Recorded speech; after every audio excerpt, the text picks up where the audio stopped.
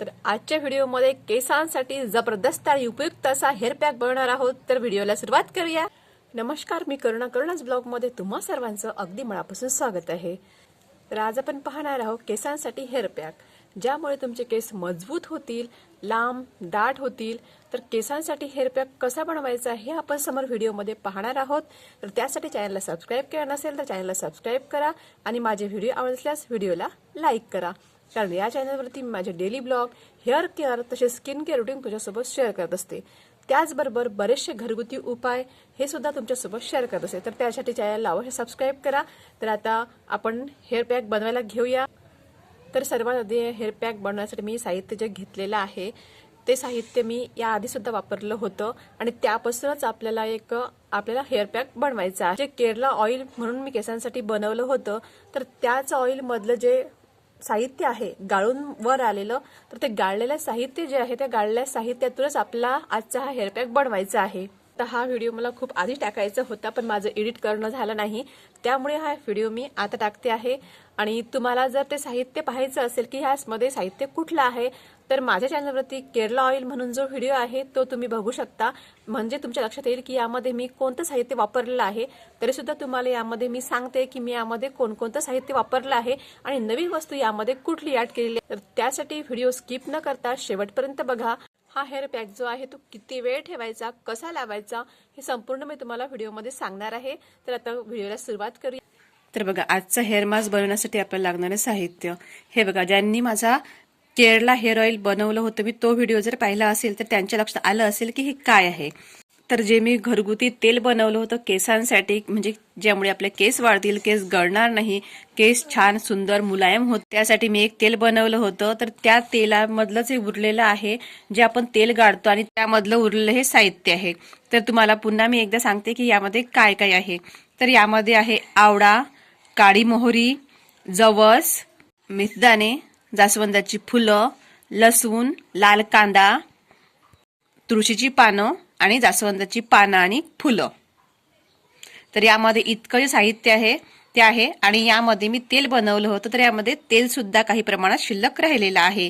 तर आता हे सर्व साहित्य जे आहे ते असंच फेकून न देता, वाया न घालवता यापासून आपण सुंदर आज हेअर मास्क बनवणार आहोत, जो की आपल्या केसांसाठी खूप असा उपयुक्त ठरणार आहे।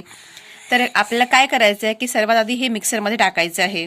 तर एका मिक्सरच्या भांड्यामध्ये आपण हे टाकून घेऊयात आणि त्यामध्ये आणखीन 2 वस्तू आपण घालणार आहोत, कारण तेलामध्ये आपण ॲलोवेरा घातलेलं नव्हतं आणि आवळा सुद्धा तेलामध्ये घातलेला होता, पण त्यामध्ये आपल्याला थोडंसं जे पेस्ट बनण्यासाठी जे आहे ते ॲलोवेरा आपल्याला इथे घालायचं आहे। ते ॲलोवेराचं एक पान घेतलेलं आहे मी, त्याचे असे छोटे काप करून घेतले।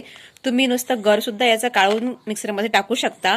तर मी बघा हे असेच कट करून घेतलेले आहे आणि 2 आवळे जे होते छोटे छोटे त्याचे सुद्धा काप करून घेतलेले आहे, कारण आवळा जो आहे तो या तेलामध्ये सुद्धा वापरला होता, त्यामुळे मी आवळा इथे कमी घेतलेला आहे। तर हे सर्व साहित्य आपण मिक्सरमध्ये टाकून घेऊयात आणि याची एक बारीक पेस्ट बनवून घेऊ।